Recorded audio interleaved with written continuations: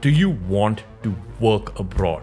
Do you want to work as a game developer, game designer, game artist, game programmer in the US or in Canada? Do you want to work at Ubisoft? Do you want to work at Naughty Dog? Do you want to work at EA? Do you want to work at a really cool company in one of the most advanced game development economies in the world?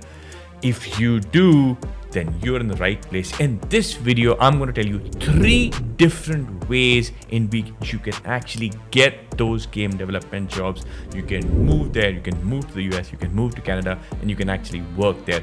This is from my personal experience.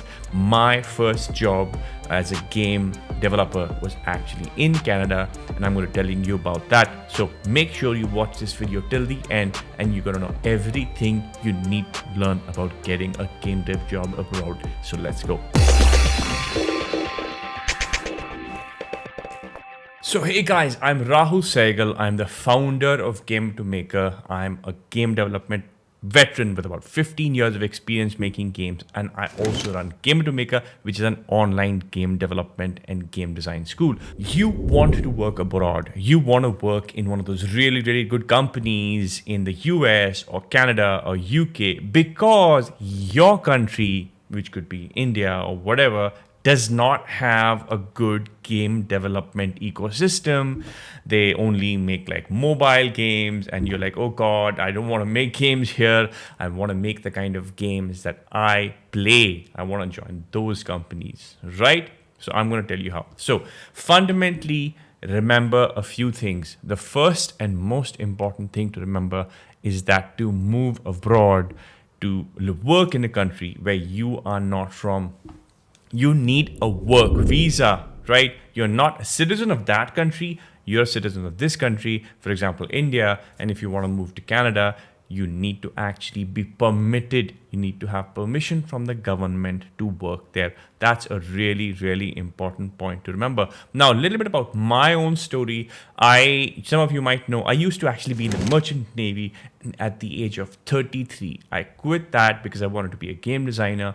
I went to Vancouver Film School, which is obviously in Vancouver, Canada. I studied game design there, and after that I joined Piranha Games in Vancouver, where I worked as a QA intern, and then I moved to India. For personal reasons, I moved to India and I started working on Gameloft, and the rest is history. So that's my story, and I'm going to be telling you about how you can script your own story. So the first most important way in which you can actually move abroad and get settled is direct employment.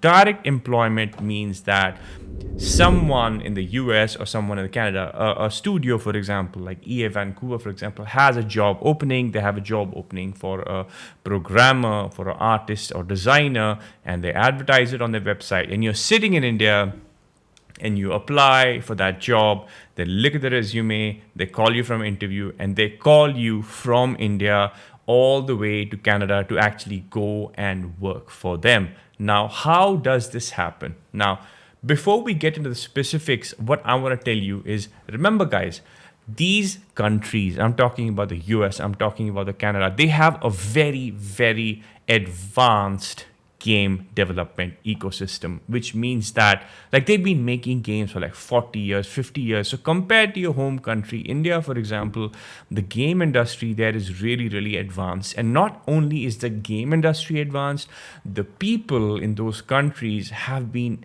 into gaming culture for many years. The standard of people who are making games and the quality of games which are being made even by like indie game developers sitting in their own house is really high. So you have to remember that to be able to join those companies, your work has to be of a very high standard. Now, if somebody sitting in the US or Canada is going to be hiring you, there is one issue, and that is work permit. They need to arrange for a work permit for you. They're not going to hire you unless they really need you, and they can't find somebody of your standard. So direct hires always happen only with experienced people, right? Nobody from these countries is going to actually hire someone directly from India who doesn't have a lot of experience and is very, very good, of a very, very high standard. Now, what happens is that if they want to hire you, they have to actually get a work visa for you. Now, this is not easy because obviously the governments there don't want to give jobs to foreigners. They want to give jobs to their own locals. So for example, in Canada, you have a LMS, which is like a labor management system. The company that wants to hire you, for example, in Canada, has to actually give a letter saying that we can't find somebody for this role who is a Canadian citizen or Canadian resident. And that's why we have to hire a foreigner. So it's not quite common, but it does happen, and I have seen it happen. So what do you have to do to get a direct hire? You have to work. You have to work in India first. You have to have a very, very high profile, a really good portfolio. You probably have to work for one of the best companies in India. You have to work for many years. You have to get in a senior position.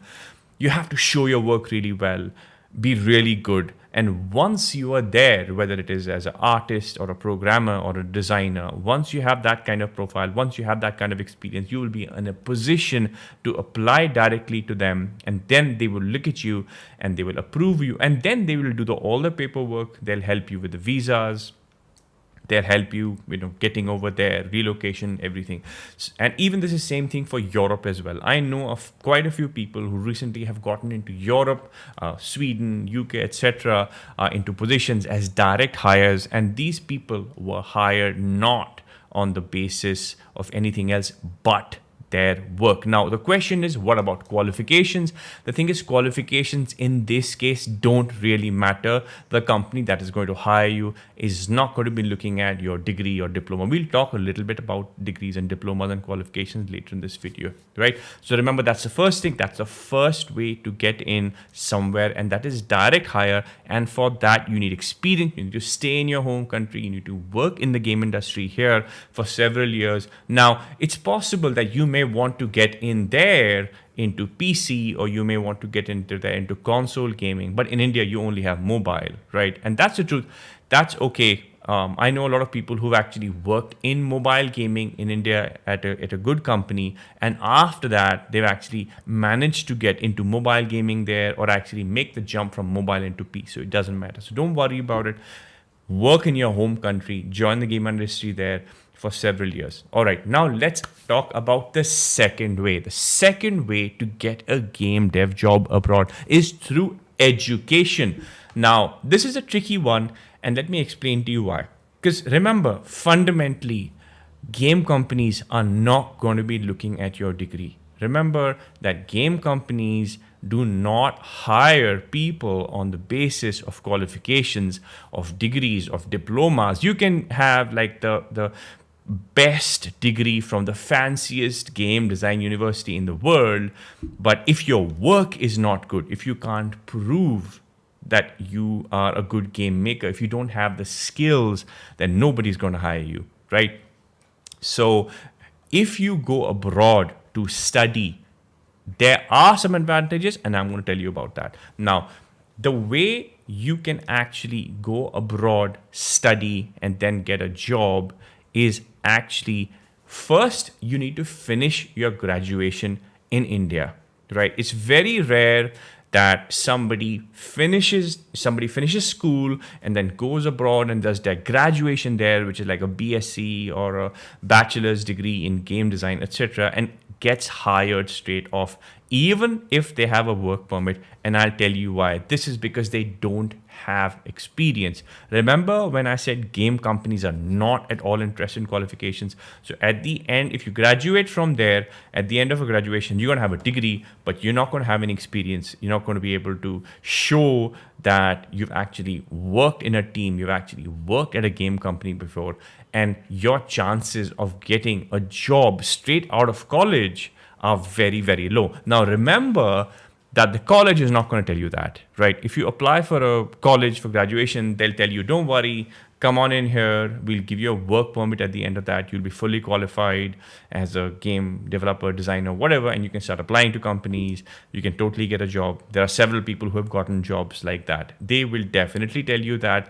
They will not tell you the risks. The risks are that companies there are not looking for freshers with degrees. They are looking for experienced people, right? Then why go abroad? Advantage of going abroad is in the work permit, right? So if you want to study abroad and if you want to get a job abroad, I'll tell you the best way to do it. The best way to do it is firstly do your graduation in India, right? And it doesn't matter what you do. You can do like commerce, or you can do arts, or you can do whatever. Doesn't matter. You can just do some degree, and then you have to actually get a job, or you have to get some work experience. You have to make some projects. You have to make some group projects. You have to build your portfolio. All the people I know who have gone through this route have got at least 5 years of work experience. So you finish your graduation in India and then you join the game industry in India for at least 4 to 5 years. So you have something to show. You have some work experience to show, and try to be in like a good sized company, or at least work in a group project for at least 1 or 2 years. Don't be like one of those people who has a portfolio with just some solo project which they made off of watching YouTube or YouTube videos. That doesn't work. Okay, it doesn't work to have just some random portfolio which you made by making solo projects from YouTube, and then you go into your masters abroad and then you get hired. It doesn't work like that. You need to have you have to prove that you have solid work experience working in teams in a professional environment in India. You do that. After a few years of working, you go abroad. Then you do your post-graduation, is what I mean. Do your masters. This could be masters in game design, game development, whatever it is. And then on the basis of that, you get a work permit. Now, make sure that when you're choosing a college, when you're choosing a program abroad, you actually get the work permit.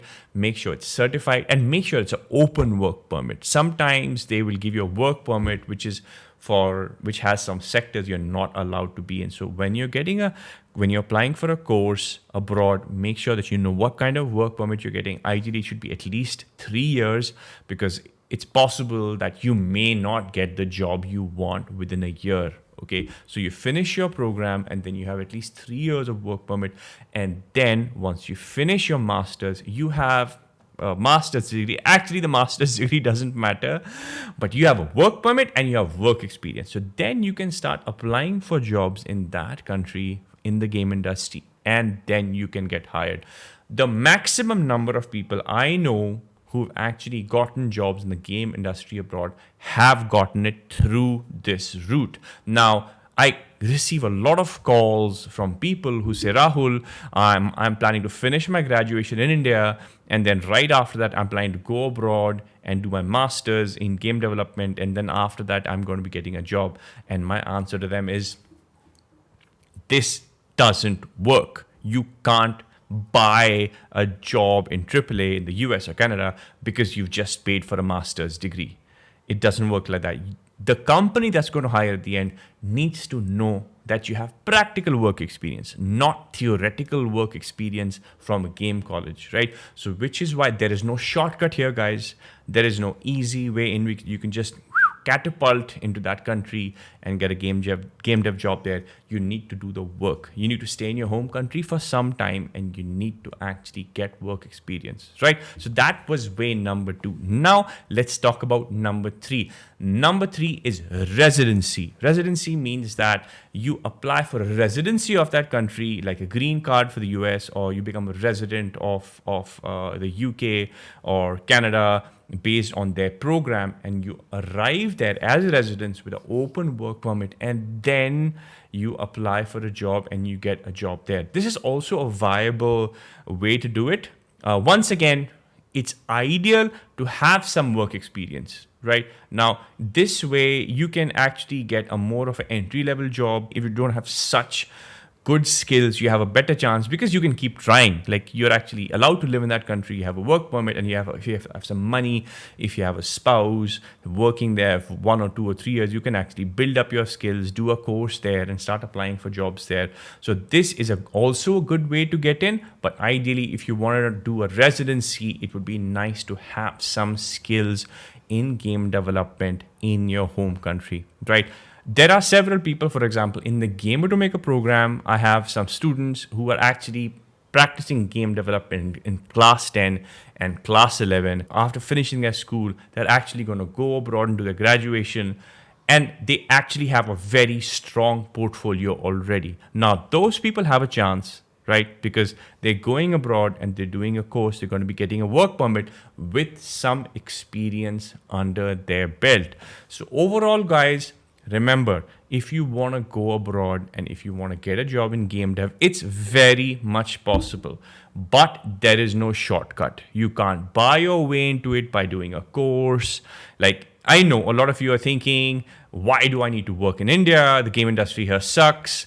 And that's not true, right? The game industry in India is actually really buzzing right now. There are a lot of opportunities. Admittedly, they are mostly in mobile, right? But there are some good companies in mobile. There are even a few companies working in PC, etc., to take your chances. But even if you get into a mobile game development job, you work as a designer, artist, programmer for 3, 4, 5 years, that is very solid experience, and it will allow you to make that jump and go abroad and move abroad. Right. So thank you so much for watching, and I hope this video was useful for you. Also, if you want, there is a video I have actually shot with a friend of mine who is a technical artist working in Canada, and he talks about this issue. He talks about how he got in, and that video is right here. So have a look at that video. Make sure you watch it. There's a lot of good information over there, straight from the horse's mouth. So thank you for watching. Do let me know about your thoughts on this topic. Let me know in the comments, and I will see you next time. Let's go.